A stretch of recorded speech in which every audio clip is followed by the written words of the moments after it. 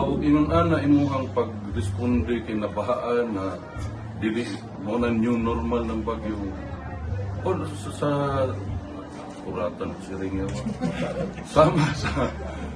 Sama sa isa ka kanang trabahante sa katawhan, no?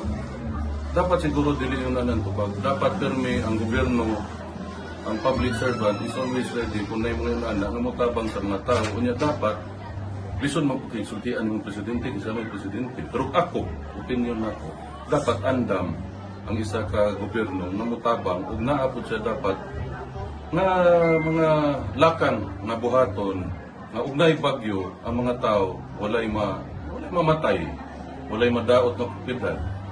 Suma bitaw nakita man nato nga kinsa na pud lang ipasanginlan, di ba? Kanang ingon ana nga pangutok, kanang ingon ana nga ug naay kalamidad ang imong ipasanginlan, ang imuhang giputambyohan. Kana nga pangutok ayaw trabaho sa gobyerno. Resign gusto ka. Ug wa kay mabuhat aning gobyerno kani resign.